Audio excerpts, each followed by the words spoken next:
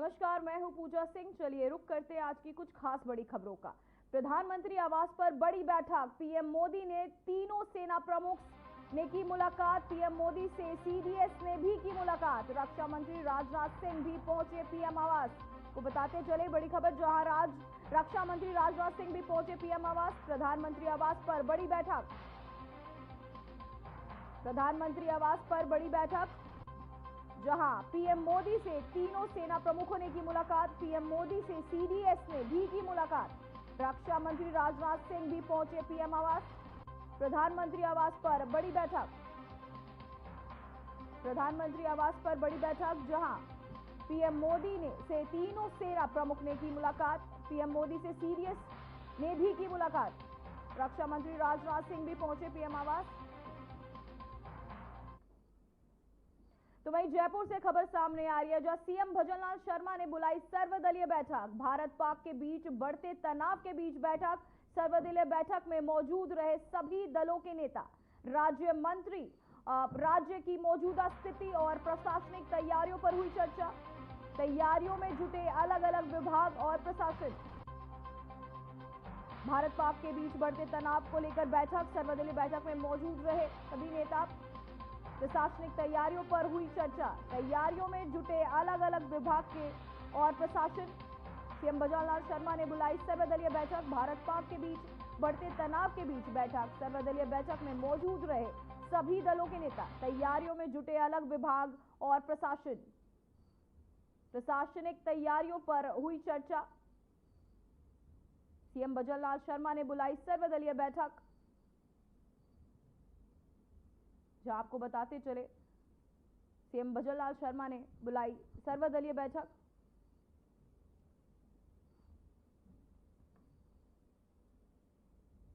वहीं दूसरी ओर हरियाणा के मुख्यमंत्री नायब सिंह सैनी ने भी उच्च स्तरीय बैठक की है। इस बैठक में मुख्य सचिव, गृह सचिव और वरिष्ठ अधिकारी शामिल हुए। बता दें कि बैठक में मौजूदा सुरक्षा माहौल के मद्देनजर महत्वपूर्ण पहलुओं पर समीक्षा की गई है। सीएम नायब सिंह सैनी ने की अहम बैठक, जहां महत्वपूर्ण पहलुओं पर की गई चर्चा। सीएम नायब सिंह सैनी की अहम बैठक, जहां सुरक्षा के माहौल के मद्देनजर महत्वपूर्ण पहलुओं पर समीक्षा की गई। मुख्य सचिव, गृह सचिव और कई अन्य अधिकारी भी बैठक में रहे मौजूद। सीएम नायब सिंह सैनी ने की अहम बैठक।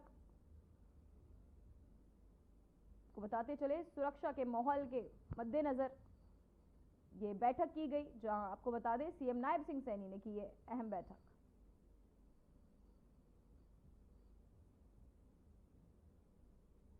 सीएम नायब सिंह सैनी की अहम बैठक, जहां मुख्य सचिव, गृह सचिव, अधिकारी हुए बैठक में शामिल।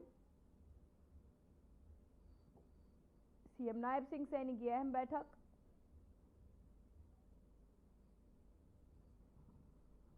मुख्य सचिव, गृह सचिव, अधिकारी हुए शामिल।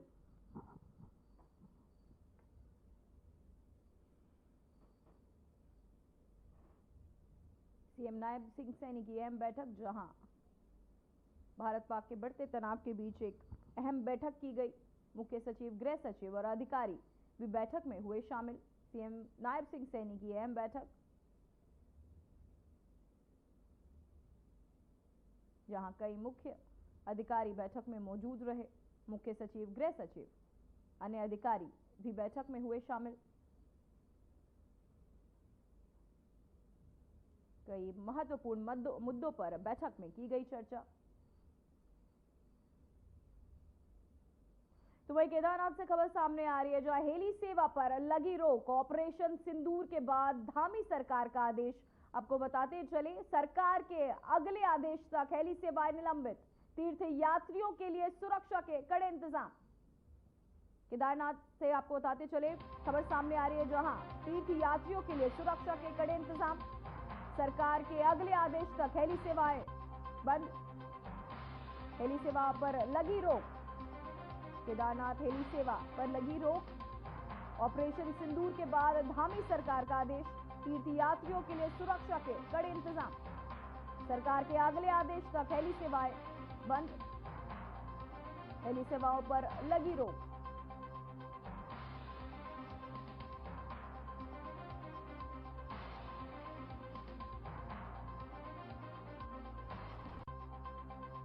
इसी खबर पर तमाम जानकारी के साथ स्टेट हेड सुरेंद्र ढाका हमारे साथ जुड़ गए। सर, ये हेली सेवाओं पर सरकार ने रोक लगा दी है, इसे कैसे देख समझे हम?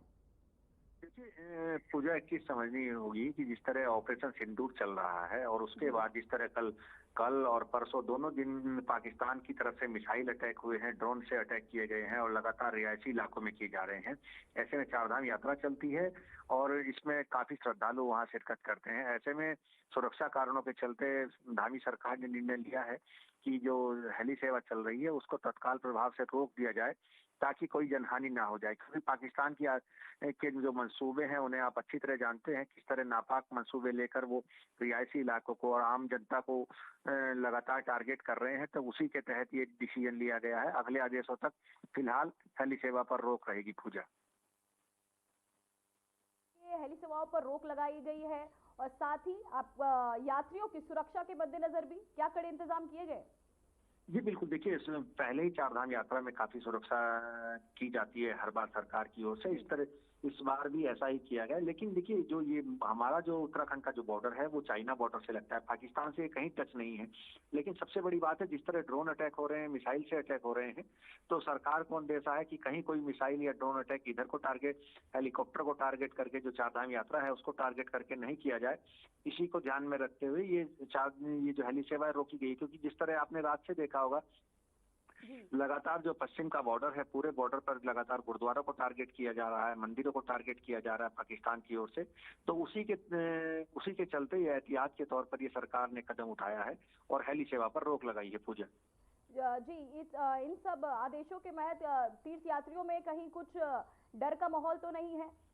जी बिल्कुल, ऐसा कुछ नहीं है पूजा। क्योंकि जिस तरह आप देख रहे हैं, देश का जो जोश है अपनी सेना को लेकर, उन्हें पूरा कॉन्फिडेंस है और सेना पर उन पूरे देश को भरोसा है। जिस तरह आप देखेंगे कि कहीं भी इस तरह की जहां ड्रोन का अटैक भी हुआ है, जहां ड्रोन गिर भी गए हैं और अधिकतर जो ड्रोन हमारी सेना ने मार के गिरा दिए हैं, वहां भी लोगों में कोई दहशत का माहौल नहीं है। लोग ये चाहते हैं कि इस बार आर पार हो जाए और जो पाकिस्तान जो लगातार बार बार हरकतें करता है कि ऐसा कर दिया जाए कि आगे भविष्य में कभी इस तरह की घटना ना हो। चारधाम यात्रा चल रही है, चारधाम यात्रियों का जोश हाई है और कहीं कोई इस तरह का टेंशन वाली स्थिति उत्तराखंड में नहीं है। पूजा जी, सरकार ने पूरे कड़े इंतजाम किए, यात्रियों को डरने की कोई जरूरत नहीं है। अपनी यात्रा को सुचारू रूप से यात्री आ सकते हैं, भगवान के दर्शन कर सकते हैं। इससे हम क्या समझे? देखिए, चारधाम यात्रा पर कहीं कोई दिक्कत नहीं है। लेकिन जिस तरह हेली सेवा रोकी गई है, हेली सेवा को भी सिर्फ एहतियात के तौर पर रोका गया है। क्योंकि जिस तरह रात फिरोजपुर और आप देखेंगे कई जगह पर, गंगानगर के जो जगह है गंगानगर, वहां भी मिसाइल से अटैक हुआ है, ड्रोन से अटैक जो बॉर्डर के इलाकों में हो रहे हैं। तो उसी के चलते सरकार ने सोचा कि एहतियात के तौर पर कदम उठाया जाए। क्योंकि जिस तरह आपने देखा कल दिल्ली में भी हाई अलर्ट पर दिल्ली को रखा गया था और लगातार पाकिस्तान की तरफ से जो ये सूचनाएं आ रही थी कि वो दिल्ली पे अटैक करेंगे। तो हो सकता है पाकिस्तान के जो मंसूबे हैं वो नापाक हैं और उन्हें सरकार को भी ये लगता होगा कि कहीं कोई इस तरह का अटैक हेली सेवा पे ना कर दे पाकिस्तान, और ड्रोन अटैक है, मिसाइल अटैक इस तरह पर ना हो जाए जिससे कोई टेंशन हो।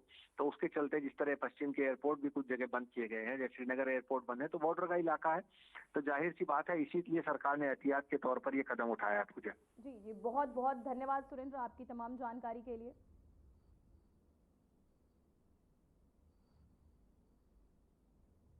तो ये भारत और पाकिस्तान के बीच जंग जारी है। आतंकवाद को पनाह देने वाले पाकिस्तान को उसकी इस हरकत पर सजा मिल रही है। पाकिस्तान के हर हमले के जवाब में भारत की ओर से की जा रही जवाबी कार्रवाई में उसे खासा नुकसान उठाना पड़ रहा है। सूत्रों के अनुसार अब तक की कार्यवाही में पाकिस्तान ने कई सैन्य प्रतिष्ठानों और संपत्तियों को भारी नुकसान पहुंचा है। सूत्रों का कहना है कि रावलपिंडी के नूर खान, चकवाल और मुरीद और शोरकोट स्थित रफीकी एयरबेसों पर भी हमला किया गया है। इसके अलावा रहीम यार खान एयरबेस भी तबाह हो गया है। हमले में वहां पर स्थिति अभी भी काफी खराब है। लेकिन आपको बताते चले कि हमलों को देखते हुए पाकिस्तान ने आज दोपहर 12 बजे तक अपने एयरबेस को बंद कर दी है। पेशावर जाने वाली पाकिस्तान इंटरनेशनल एयरलाइंस की फ्लाइट PIA 218 जो उनके एयर स्पेस में आखिरी उड़ान पर थी, को क्वेटा के ऊपर मंडराने के लिए मजबूर होना पड़ा। भारत की ओर से पाकिस्तान के हर हमले का नाकाम किया जा रहा है।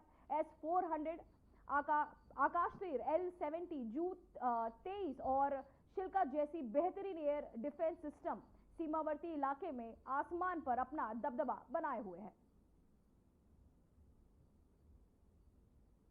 पाकिस्तान के 4 एयरबेस पर अटैक। भारत के 6 बैलिस्टिक मिसाइल ने मचाई तबाही। रावलपिंडी समेत 4 एयरबेस तबाह। आपको बताते चले, मैप के जरिए आपको बता रहे कि पाकिस्तान के ये 4 एयरबेस जिन्हें भारत सेना के तहत तबाह कर दिया गया है, रावलपिंडी समेत 4 एयरबेस तबाह।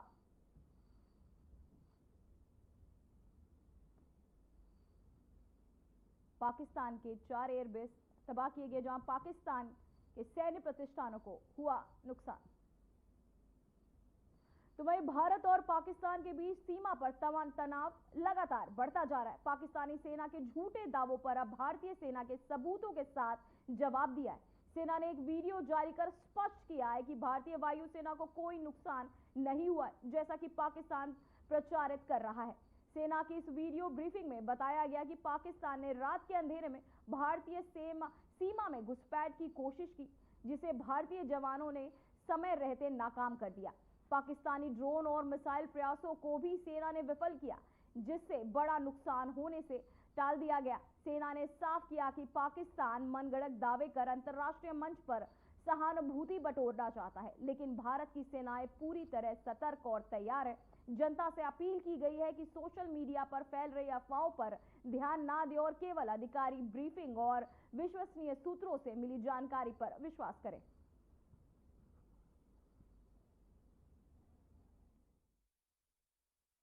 जैसा कि हम पिछले 2-3 प्रेस ब्रीफिंग्स में भी बता चुके हैं, ये पाकिस्तानी गतिविधियां हैं पिछले 2-3 दिन से, जो एक एस्केलेटरी तौर पे देखी जा रही हैं और प्रोवोकेटिव तौर पे देखी जा रही हैं।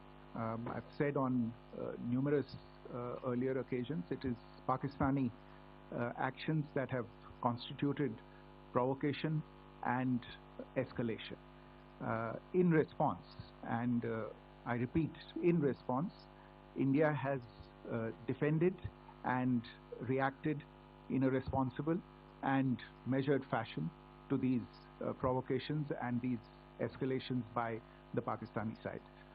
Earlier this morning, we saw a repeat of this escalatory and provocative pattern, and I'll invite Colonel Sophia Qureshi and Wing Commander Vyomika Singh to update you on the developments since early this morning. Earlier this morning, Pakistan shelled the town of Rajouri, killing the additional District Development Commissioner Shri Rajkumar Thappa, adding to the civilian casualties and the damage in that state. We have also observed overnight damage to property and injuries to civilians in Firozpur and Jalandhar. In a swift and calibrated response, Indian Armed Forces carried out precision attacks only on identified military targets. These included technical infrastructure, command and control centers, radar sites and weapon storage areas. Pakistan military targets at Rafiqi, Murid, Chaklala, Rahim Yar Khan, Sukur and Chunya were engaged using air-launched precision weapons from our fighter aircraft. Radar sites at Pasroor and Sialkot Aviation Base were also targeted using precision munitions. While carrying out these responses, India ensured minimum collateral damage.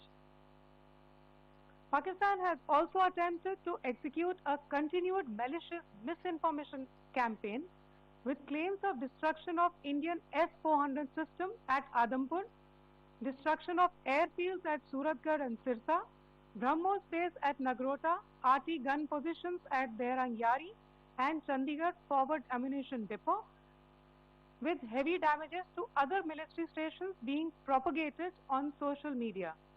India unequivocally rejects these false narratives being spread by Pakistan. Pakistan सेना ने पूरी पश्चिम मोर्चे पर लगातार आक्रामक गतिविधियां जारी रखी।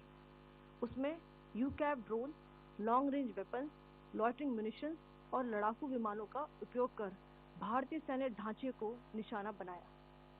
नियंत्रण रेखा पर भी ड्रोन घुसपैठ और भारी कैलिबर हथियारों से गोलाबारी की।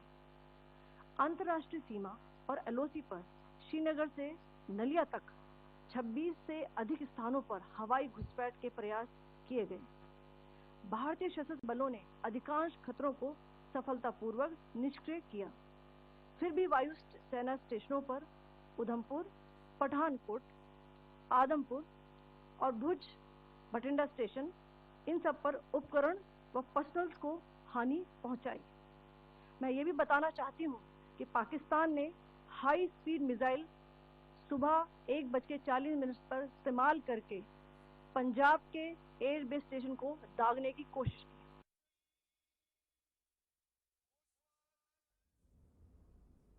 तो वहीं भारत पाकिस्तान सीमा पर बढ़ते तनाव के बीच भारतीय सेना ने एक आधिकारिक वीडियो जारी किया है, जिसमें ऑपरेशन सिंदूर के तहत आतंकी लॉन्च पैड पर की गई कार्यवाही के दृश्य दिखाए गए। वीडियो में स्पष्ट रूप से देखा जा सकता है कि कैसे भारतीय सेना ने एलओसी के पास स्थित आतंकी ठिकानों को सटीक हमलों में तबाह किया। ये जवाब पाकिस्तान की ओर से 8 और 9 मई की रात को ड्रोन हमलों की नाकाम कोशिशों के बाद दिया गया।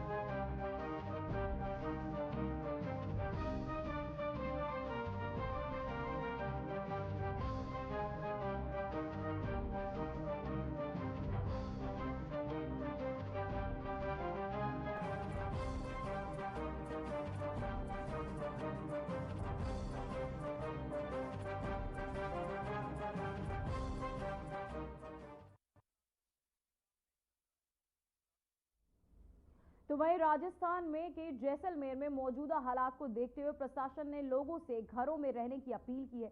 जिला प्रशासन की ओर से जारी घोषणाओं में कहा गया कि सब कुछ बंद रहेगा और सभी से घर पर रहने को कहा गया है। जिले में सुरक्षा और शांति बनाए रखने के लिए वाहनों का आवागमन भी पूरी तरह से बंद कर दिया गया है। ये कदम स्थिति की गंभीरता को ध्यान में रखते हुए उठाया गया है, ताकि शहर में कोई अप्रिय घटना ना हो। अधिकारियों ने नागरिकों से अपील की है कि वे किसी भी प्रकार के सामूहिक आयोजन से बचें और सुरक्षित स्थानों पर ही रहें।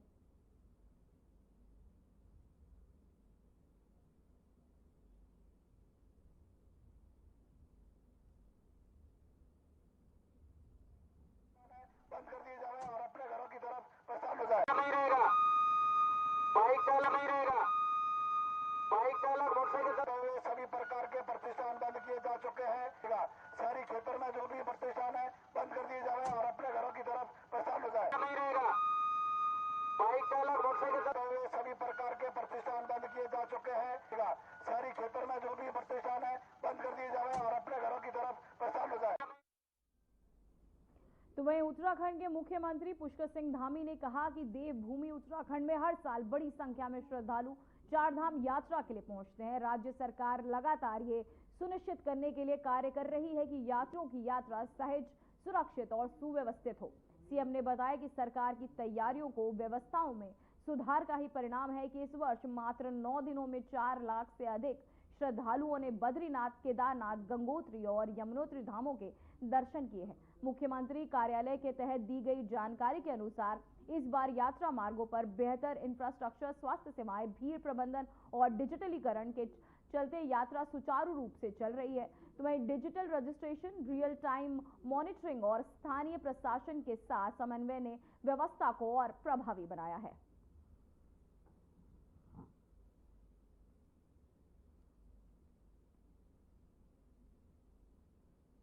तो वहीं आतंकवाद के विरुद्ध भारत के तहत की जा रही सख्त कार्यवाही को ध्यान में रखते हुए उत्तराखंड के मुख्यमंत्री पुष्कर सिंह धामी ने सचिवालय में उच्च स्तरीय बैठक कर संबंधित अधिकारियों को हर स्थिति के लिए पूरी तरह तैयार रहने और सीमांत क्षेत्रों में विशेष सतर्कता बरतने के साथ ही वहां तैनात प्रशासनिक इकाइयों को अलर्ट रहने के निर्देश दिए हैं। वहीं मुख्यमंत्री ने प्रदेश के सभी अस्पतालों में पर्याप्त मात्रा में जीवन रक्षक दवाइयां, सर्जिकल उपकरण और अन्य आवश्यक चिकित्सा साधनों की उपलब्धता सुनिश्चित करने के निर्देश दिए।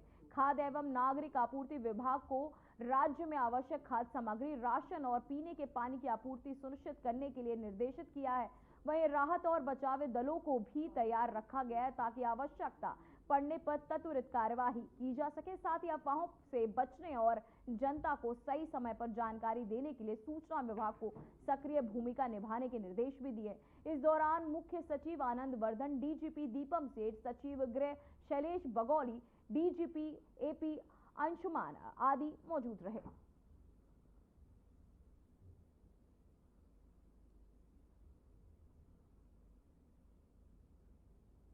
तो वहीं भारत और पाकिस्तान के बीच बढ़ते तनाव के मद्देनजर देहरादून में एक प्रेरणादायक और देशभक्ति से भरा निर्णय लिया गया।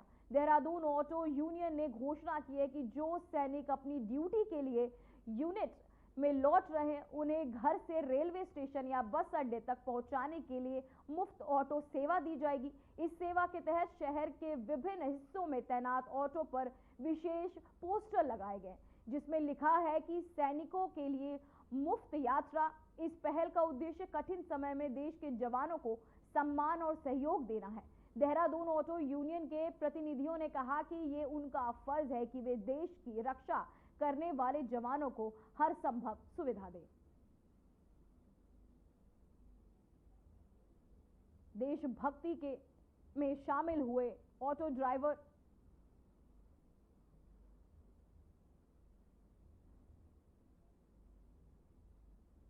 तो वहीं ऑपरेशन सिंदूर के बाद पाकिस्तान में उपजे हालात के उत्तराखंड में भी सुरक्षा व्यवस्था बढ़ा दी गई है। दरअसल प्रदेश में चारधाम यात्रा चल रही है। चारधाम यात्रा के रूट की सुरक्षा बढ़ा दी गई है। ऐसे में सुरक्षा के केदारनाथ धाम की सुरक्षा बढ़ा दी गई है। 350 जवान तैनात किए गए हैं। तो वहीं आपको बता दें, चारधाम यात्रा और धार्मिक आयोजनों में सुरक्षा व्यवस्था के लिए पैरामिलिट्री की 15 कंपनियां मिल गई हैं। ये गृह सचिव शैलेश बगौली ने जानकारी दी है कि सभी संवेदनशील स्थानों पर सुरक्षा की पुख्ता इंतजाम किए जा रहे हैं।